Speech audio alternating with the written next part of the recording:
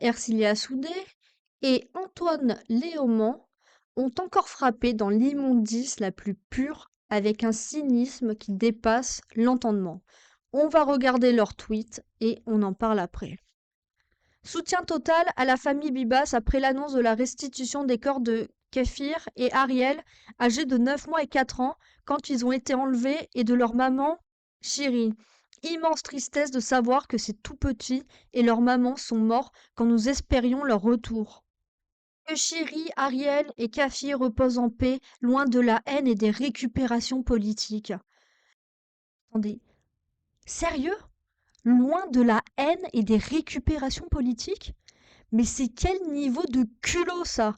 LFI passe son temps à attiser la haine, à justifier les pires massacres, à soutenir des organisations terroristes, et maintenant, Madame vient nous jouer la carte de la neutralité, du respect?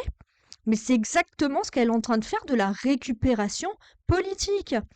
Ils n'ont jamais condamné clairement ce qu'a fait le Hamas, jamais. Ils ont minimisé, détourné, relativisé, mais condamné, non. Parce que pour eux, le 7 octobre, c'est juste un contexte historique, une révolte, et maintenant, ils veulent nous donner des leçons de morale sur la haine. Et pire que tout, la vidéo où Ercilia Soudel était hilar en évoquant les attaques du 7 octobre. Alors, faut savoir qu'au départ, ce ciné-débat, on l'avait prévu avant le 7 octobre. Hein. Sauf qu'évidemment, bon, on a eu tellement de bol qu'avec Charlotte, on avait préparé notre com, genre la veille. Et donc, forcément, dans le week-end, bon, bah, il y a eu des fuites. Caroline Niadan et Meilleur Habib, tout de suite, sont montés au créneau. Yael Braun-Pivet, c'est scandaleux. En plus, j'ai invité Mariama Boudaka. Alors là, c'était le bonbon. Bref. Bref. Bref. Bref. Voilà leur vraie nature, le mépris total pour les victimes, et ensuite on vient faire semblant d'être dans l'empathie en lançant des messages pour essayer de se racheter une conscience. Mais le problème, c'est qu'on n'oublie pas. Alors oui, elle a raison sur un point. Il faut se tenir loin de la haine. Et c'est justement pour ça qu'il faut se tenir loin de la fiente islamique. Parce que LFI, c'est la personnification de la haine.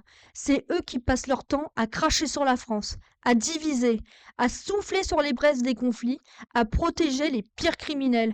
Et après, ils osent parler de paix et de respect. Non, les traîtres ne nous donneront pas de leçons de morale.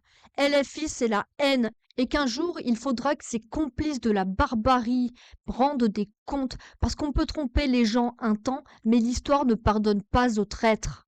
Franchement, dites-moi en commentaire, qu'est-ce que vous pensez de LFI?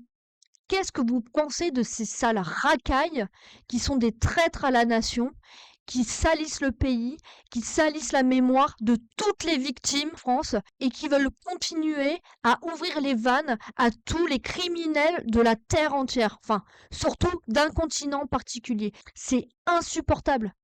Les LFistes sont insupportables. Ces gens n'ont aucune compassion. Est-ce qu'ils font ça pour des vraies convictions ou purement par électoralisme? Dans l'un ou l'autre des cas, c'est de la pourriture, hein. Je comprends pas. Dites-moi ce que vous en pensez. Franchement, c'est insupportable. Insupportable.